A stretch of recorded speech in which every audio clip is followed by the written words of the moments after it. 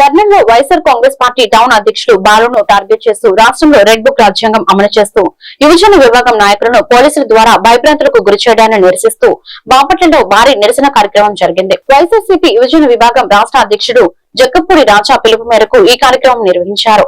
బాపట్ల జిల్లా working president Perni kit, జిల్లా అధ్యక్షుడు కొక్కిలిగడ్డ చెంచయ్య ఆధ్వర్యంలో ఈ నిరసన చేపట్టారు.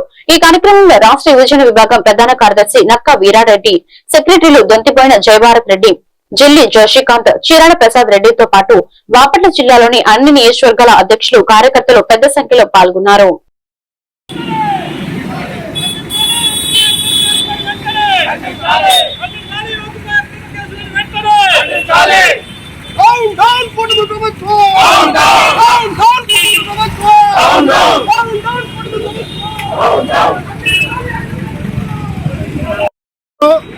ఈ రోజు బాపట్ల జిల్లాలో యువతపై జరుగుతున్న అక్రమ అరెస్టులు, యువతపై జరుగుతున్న దాడులు, యువతపై జరుగుతున్న అన్యాయాలు, దాని గురించి ఈ రోజు నిరసన కార్యక్రమం చేపట్టడం జరుగుతుంది. ఆ భాగంగా ఈ రాష్ట్రంలో రెడ్ బుక్ రాజ్యాంగాన్ని తీవ్రంగా ఖండిస్తున్నాం. ఎందుకనగా కర్నూలు జిల్లా, కర్నూలు టౌన్ ప్రెసిడెంట్ అయినటువంటి బాలాంజనేయులు, అతను ఒక డాక్టర్ మీద ఈ రోజు కూటమి ప్రభుత్వం చేస్తున్న రెడ్ బుక్ రాజ్యాంగం, మరి ముఖ్యంగా రెడ్ బుక్ రాజ్యాంగం అక్రమ అరెస్టులు, దీన్ని తీవ్రంగా ఖండిస్తూ రాష్ట్రంలో ఇలాంటి పరిస్థితులు నెలకొన్నాయంటే కూటమి ప్రభుత్వం ఎంత దిగజాటు రాజకీయాలు చేస్తున్నాయో. యువతకి ఉద్యోగాలు కలపలేదు, కనీసం నిరుద్యోగ భృతి అన్నారు, కనీసం ఉద్యోగాలు అన్నారు.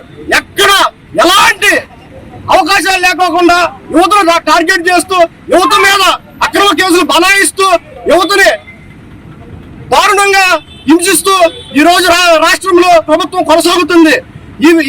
ఈ వైఖరిని ఖండిస్తూ ఈ రోజు బాపట్లలో నిరసన కార్యక్రమం చేయడం జరుగుతుంది. ఇక్కడికి వచ్చిన మీడియా మిత్రులందరికీ ధన్యవాదాలు తెలుస్తూ సెలవు తీసుకుంటున్నాను. ధన్యవాదాలు తెలియజేసుకుంటున్నాను. ఈరోజు YSR Congress party central office నుంచి వచ్చిన మెసేజ్ మీద యువజన విభాగం స్టేట్ అధ్యక్షులైనటువంటి జక్కపూడి రాజా అన్న గారు ఆదేశాల మేరకు, అలాగే బాపట్ల జిల్లా వర్కింగ్ ప్రెసిడెంట్ అయినటువంటి పేర్ని కిట్టు గారు నాయకత్వంలో ఈరోజు ఈ నిరసన కార్యక్రమం తెలియజేయడం జరుగుతుంది.